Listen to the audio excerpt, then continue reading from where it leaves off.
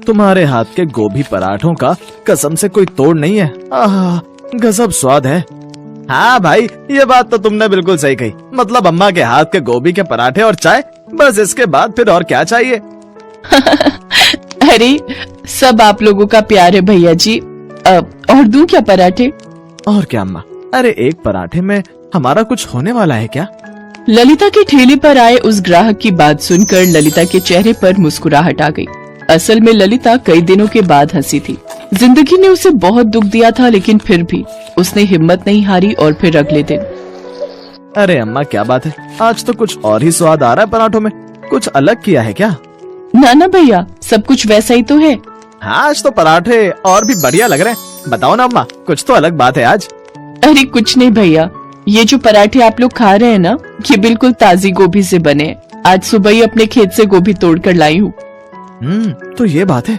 सच है, ताजी सब्जी का स्वाद ही कुछ और होता है। देखो क्या गजब के लग रहे हैं पराठे। हाँ भैया, ये तो है। अच्छा अम्मा, चलते हैं। ये बताओ कितने पैसे हुए? आपके 4 पराठे हुए तो आप बस 80 रुपए दे दो। सही है अम्मा, केवल 80 रुपए में 2 लोगों के पेट और मन दोनों भर गए। और क्या चाहिए? ये लो आपके पैसे। ठीक है अम्मा, राम राम। राम राम भैया, राम राम। वो दोनों ललिता को नमस्ते करके आगे बढ़ गए। ललिता उन दोनों को जाते हुए देख रही थी। उन दोनों लड़कों को जाते हुए देखकर ललिता को अपने बेटों की याद आ गई। ललिता आज बिल्कुल अकेली थी, लेकिन कभी उसका भी भरा पूरा परिवार था। मगर एक सड़क हादसे में ललिता के पति और उसके दोनों जवान बेटों की मौत हो गई थी। तभी से ललिता अपना पेट पालने के लिए गोभी के पराठे बनाने लगी। उसके दोनों बेटे हमेशा उससे कहते थे कि वो गोभी के पराठे बहुत अच्छे बनाती है। जब भी उसके बेटे की उम्र के लड़के उसके ठेले पर पराठे खाने आते और उसके पराठों की तारीफ करते, तो उसे ऐसा लगता जैसे उसके बेटे ही पराठे खाकर उसकी तारीफ कर रहे। एक दिन, अम्मा आज पराठे खा नहीं पाऊंगा, तुम एक काम करो, जल्दी से पराठे बनाकर पैक कर दो, मैं घर जाकर खाऊंगा। हाँ अम्मा, मेरे लिए भी 2 पराठे पैक कर देना। ललिता उन दोनों लड़कों के लिए जल्दी जल्दी पराठे बनाने लगी। तभी उसने देखा कि 5-6 साल का एक लड़का लगातार उसके ठेले को देख रहा है। ललिता ने उसे देखा और पराठे बनाने में लग गई। ऐसे ही 2 घंटे बीत गए। वो बच्चा ठेले को देखता रहा। तब ललिता उसके पास गई। क्या हुआ लल्ला, तुम इतनी देर से यहाँ क्यों बैठे हो? आंटी, मैं खो गया हूँ। हैं? खो गए हो? अब कहाँ रहते हो तुम? नाम क्या है तुम्हारा? मैं अपने घर में रहता हूँ, मेरा नाम आरव है। अरे कोई मोहल्ला, बिल्डिंग कुछ तो होगी ना? वो तो मुझे नहीं पता, मैं तो स्कूल के बाहर अपने पापा का इंतजार कर रहा था। तभी वहाँ से बहुत सारे लोग निकले जो बाजा बजा रहे थे। मैं उनके साथ चलता गया और यहाँ पहुँच गया। अब मुझे रास्ता समझ नहीं आ रहा, कहाँ जाऊँ? अच्छा, अब समझी। तो तू प्रभात फेरी वालों के साथ आ गया। तूने कुछ खाया? नहीं आंटी, मुझे बहुत भूख लगी है। पराठे खाएगा गोभी के? पर मेरे पास पैसे नहीं है आंटी। पैसे किसने मांगे तुझसे? चल आजा पराठे खा ले और मुझे अपना आई कार्ड दे, उसमें जरूर कोई ना कोई नंबर लिखा होगा। ललिता ने झट से आरव के लिए गोभी के पराठे बनाए। बेचारा भूखा बच्चा बहुत ही चाव से पराठे खाने लगा। एक तो भूख और ऊपर से इतने स्वादिष्ट पराठे खाकर आरव के चेहरे पर मुस्कान आ गई। तभी ललिता ने अपने मोबाइल से उसके स्कूल के नंबर पर कॉल करके बताया कि आरव उसके साथ है। कुछ देर बाद एक बड़ी सी गाड़ी उसके ठेले के पास आई और फिर, आंटी ये मेरे पापा की गाड़ी है, आप ही ने स्कूल में फोन किया था। आपका बहुत बहुत शुक्रिया, मेरी तो जान ही चली गई थी। बेटा आरव, चलो जल्दी से घर चलो, मम्मी ने तुम्हारे लिए बहुत बढ़िया खाना बना कर रखा है, तुम्हें भूख लगी होगी ना? नहीं पापा, आंटी ने मुझे बहुत ही टेस्टी गोभी के पराठे खिलाए हैं। अरे आपका एहसान कैसे चुकाऊं मैं? अब प्लीज मना मत कीजिएगा, ये कुछ पैसे हैं, आप रख लीजिए प्लीज। नहीं सेठ जी, मैं पैसे नहीं लूंगी। जब आप अगली बार पराठे खाने आएंगे तब दे देना। बच्चे का पिता ललिता के सामने हाथ जोड़कर वहाँ से चला गया। वो ललिता की ईमानदारी और उसका बड़प्पन देखकर बहुत खुश था। अगले दिन शाम को फिर से वही गाड़ी ललिता के ठेले के पास आकर रुकी। इस बार आरव के साथ उसके माता पिता दोनों थे। उन दोनों ने ललिता के ठेले पर जी भरकर गोभी के पराठे खाए।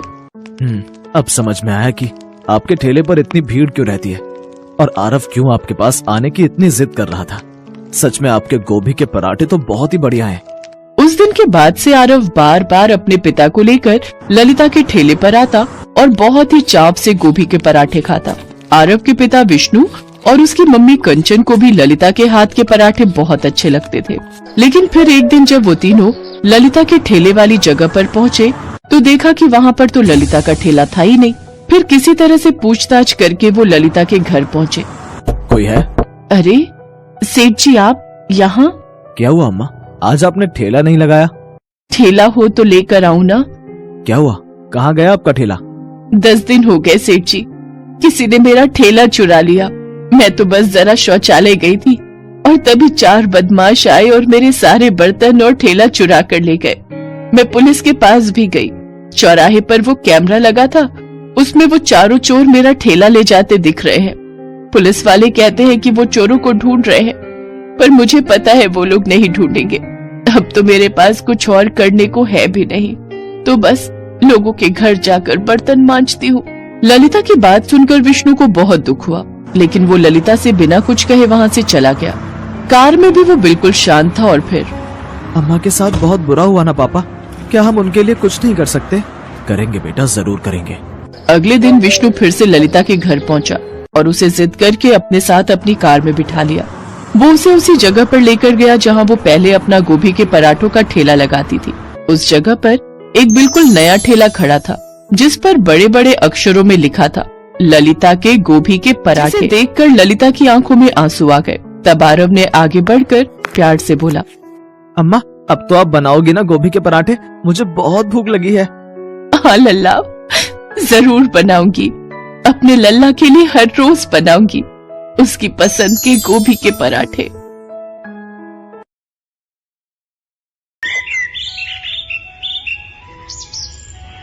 माधवपुर गांव में संदीप नाम का एक व्यक्ति अपनी पत्नी अंजू के साथ एक बड़े से घर में रहता था। उन दोनों की केवल एक ही संतान थी और वो था उनका बेटा मयंक, जो कि विदेश में जॉब करता था। कई सालों के बाद मयंक अपने घर आने वाला था। ये जानकर संदीप और अंजू काफी खुश थे और वो बड़ी बेसब्री से उसका इंतजार कर रहे थे।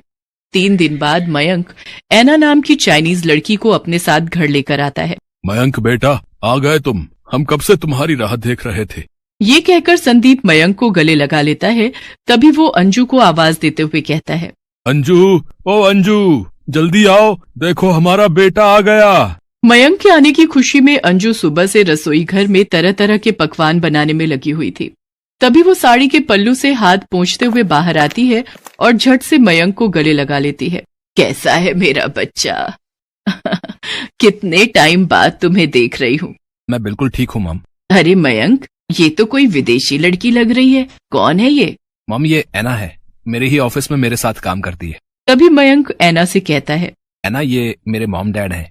मयंक के ये कहते ही ऐना अंजू के पांव छूते हुए कहती है, पांव उठा लो सासू मॉम। ये क्या बोल रही है मयंक? अरे ऐना, पाँव उठा लो नहीं, पाए लागू बोलते हैं। ओह, आई एम सॉरी सासू मॉम। मयंक, ये लड़की बार बार मुझे सासू मॉम क्यों बोल रही है? मॉम, ऐना मेरी वाइफ है, हम दोनों ने शादी कर ली है। अब ये तुम क्या कह रहे हो मयंक? तुमने हमें बिना बताए शादी कर ली? संदीप के ये कहते ही ऐना उनके पांव भी छूने जाती है। पैर काट लूंगी ससुर जी। क्या पैर काट लूंगी? ये क्या बकवास किए जा रही है? सॉरी ससुर जी, इस बार भी रॉन्ग बोल दिया। सॉरी, पैर दे दो ससुर जी। ओहो मयंक, ये तू क्या बला घर ले आया? अब बस भी करो ऐनक, मेरा मतलब है ऐना, जो भी है तुम्हारा नाम। सारा दिन पैर ही छूती रहोगी? खैर, जाती रहो, मेरा मतलब है जीती रहो। बेटा, ये सब चल क्या रहा है, क्या तू हमें बताएगा? मॉम, मैं ये सब आपको बाद में बताऊंगा, अभी मैं बहुत थक गया हूँ और मुझे बहुत जोरों की भूख भी लगी है। मयंक ये कहते ही अपने कमरे में चला जाता है।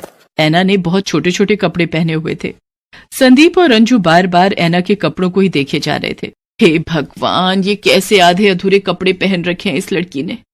मयंक की तो मती ही मारी गई थी जो इसे हमारी बहू बना कर ले आया। अगर आसपास पड़ोस वालों ने इसे इस तरह के कपड़ों में देख लिया ना, तो पता नहीं कैसी कैसी बातें बनाएंगे। ऐना, तुम यहीं रुको, मैं अभी आई। इसके बाद अंजू अपनी एक साड़ी लाकर ऐना को देते हुए कहती है, ये लो साड़ी, अब तुम जल्दी से अपने कमरे में जाओ और कपड़े बदल कर आओ। इसके बाद ऐना मयंक के कमरे में चली जाती है। तभी अंजू की पड़ोसने उसके घर आती हैं। क्यों अंजू बहन, इतनी जल्दी तुमने हमें पराया कर दिया? घर में फिरंगन बहू ले आई और हमें बताया तक नहीं। हाँ अंजू बहन, आपने हमारे साथ ऐसा क्यों किया? हमें आपसे ये उम्मीद नहीं थी। भाई क्या करे, जिसकी विदेशी बहू आती है ना, उसके ऐसे ही ठाट बाट बढ़ जाते हैं। क्या बकवास किए जा रही हो तुम दोनों? इतनी देर से वो लड़की हमारा दिमाग खराब कर रही थी, अब तुम दोनों भी शुरू हो गई। अरे वो मेरी बहू है, मुझे ये खुद अभी पता चला। अब तुम दोनों जाओ यहाँ से, मैं पहले ही बहुत परेशान हूँ। अरे अंजू बहन, अब इतने भाव क्यों खा रही हो? बहू का एक बार चेहरा तो दिखा दो। तुम्हारी बहू क्या हूर की परी है जिसे देखेंगे तो नजर लग जाएगी? तुम दोनों जाती हो या मैं? हाय हाय, इतना भी क्या गुस्सा। हम जाते हैं, चल। इसके बाद वो दोनों वहां से चली जाती हैं। अंजू परेशान होकर सर पर हाथ रखते हुए सोफे पर बैठ जाती है। उधर ऐना अपने पति से कहती है, मयंक, हमको बहुत जोरों का भूख लगी है, लेकिन हमको ये इंडियन खाना नहीं खाना। अच्छा, तो फिर तुम जल्दी से किचन में जाकर अपनी पसंद का कुछ बना लाओ। मयंक की बात सुनकर ऐना किचन में जाती है। वहां उसे समझ नहीं आ रहा था कि वो क्या बनाए। अरे हमको तो कुछ समझ नहीं आ रहा कि हम क्या बनाएं। हमको तो ये भी नहीं पता कि ये कौन सी सब्जी है। क्या बनाऊं? हमको तो बहुत जोरों का भूख भी लगा है। तभी ऐना को रसोई की दीवार पर 2 छिपकली दिखती है। अरे वाह, मिल गया हमको खाना, अब तो हम इन्हीं को खाएगा। ऐना बगल में रखे लकड़ी के स्टूल पर चढ़ जाती है और हाथ से दोनों छिपकलियों को पकड़ने लगती है। तभी अंजू रसोई में आ जाती है। वो जैसे ही ऐना को छिपकली पकड़ते देखती है, वो जोर से चिल्ला पड़ती है, बाप रे बाप, हे राम, ये क्या कर रही हो बहू तुम? अंजू के चिल्लाने की आवाज सुनते ही मयंक और संदीप भी किचन में आ जाते हैं। उधर ऐना भी अपने दोनों हाथों में छिपकली पकड़ लेती है। क्या हुआ मॉम, आप इतनी जोर से क्यों चिल्लाई? Everything is all right? हाँ भाई, ऐसा भी क्या हो गया? क्यों इतना शोर मचा रखा है? अरे वो देखो, उस ऐना ने क्या पकड़ रखा है। तभी संदीप और मोहित ऐना की ओर देखते हैं। उसने अपने दोनों हाथों में छिपकली पकड़ रखी थी जो बुरी तरह फड़फड़ा रही थी। ये देखकर दोनों की चीखें निकल जाती हैं। हे भगवान, अब इस छिपकली ने, मेरा मतलब है ऐना ने, ये क्या पकड़ लिया? अरे आप सब लोग इतना डरता क्यों है इससे? तुमको पता है इसका तो बहुत ही टेस्टी चटनी बनता है। मैं इसकी चटनी बनाकर आप सबको खिलाऊंगी, फिर देखना आप कैसे अपनी उंगली चाटता रह जाएगा। अब मैं जल्दी से इसकी चटनी बना देती हूँ। संदीप और अंजू लगातार मयंक को घूरते जा रहे थे। तभी वो मयंक को डांटते हुए कहती है, अरे करम जले, कहाँ से उठाकर ले आया इस बला को? और तू मेरी माँ परेशान कर रखा है हम सबको। ये सब नहीं बनता मेरे घर में, जल्दी से बाहर फेंक दे। आप एक बार खाइए तो सासू मॉम, आपको बहुत पसंद आएगा। मैं तेरे पैर पड़ती हूँ ऐना, प्लीज जल्दी से फेंक दे इसे। अरे कौन सा वो मनहूस समय था मयंक जब तूने मेरी कोख से जन्म लिया। अरे ऐसा दिन देखने से पहले हम मर क्यों नहीं गए? मॉम आप चिंता मत करो, मैं उसे सब अच्छे से समझा दूंगा। चलो ऐना, अपने कमरे में चलो। अपने कमरे में ले जाकर मयंक ऐना को सब कुछ समझाने लगता है। उनके घर का खाना पीना, रहन सहन। उधर अंजू हॉल में सोफे पर बैठकर अपनी किस्मत को कोस रही थी। ना जाने कौन से कर्म किए थे मैंने जिसकी सजा में भुगत रही हूँ। तभी संदीप जोर जोर से हंसने लगता है। कुछ भी कहो, लेकिन बहू बिल्कुल तुम्हारी टक्कर की आई है। बाहर वाले क्या कम थे जो अब आप भी शुरू हो गए? अंजू को उसकी ननद का फोन आता है। अरे कैसी हो भाभी, मैंने ये बताने के लिए फोन किया है कि आज हम पूरा परिवार तुम्हारे घर आ रहे हैं और कुछ दिन वहीं रहेंगे। अरे बाप रे, अगर ये यहाँ आ गई तो इस बहू को देखकर तो खूब मजाक उड़ाएंगे।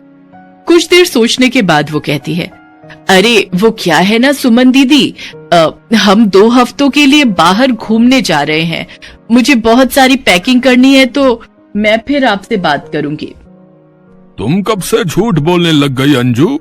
तो क्या करूं जी, पहले ही इस बहू ने आकर मेरा बीपी बढ़ा दिया है, ऊपर से रिश्तेदार आकर इसका और मजाक उड़ाएंगे। पता नहीं इसके साथ मैं सारा जीवन कैसे रहूंगी। तभी ऐना एक सुंदर सी साड़ी पहने हाथ में चाय का कप लेकर आती है और अंजू से कहती है, सासू मॉम, हम तुम्हारे वास्ते चाय बनाकर लाया। सुनो जी, क्या ये अपनी बहू ऐना ही है? यस सासू माँ, हम आपका बहू ऐना ही है। हमको मयंक ने सब समझा दिया है, यहाँ का रीति रिवाज, खाना पीना, पहनना ओढ़ना। इससे पहले हमसे जो भी मिस्टेक हुआ उसके लिए आई एम सॉरी। अब से हम आपको शिकायत का एक भी मौका नहीं देगा। एक्चुअली मेरे मॉम डैड नहीं है, मैं एक अनाथ हूँ, तो हमको ये सब नहीं पता, लेकिन धीरे धीरे मैं सब सीखने की कोशिश करूंगी। ऐना की बातें सुनकर अंजू और संदीप भावुक होते हैं और वो उसे गले लगा लेते हैं। हमें तो पता ही नहीं था हमारी बहू इतनी प्यारी है। बेटा तुम चिंता मत करो, धीरे धीरे मैं तुम्हें सब समझा दूंगी। इसके बाद अंजू ऐना को हर काम सिखा देती है। कुछ ही महीनों में ऐना इंडियन खाना, यहाँ के रीति रिवाज और भाषा अच्छे से सीख जाती है। फिर सब कुछ अच्छे से चलने लगता है और सब खुशी खुशी एक साथ जीवन व्यतीत करते हैं।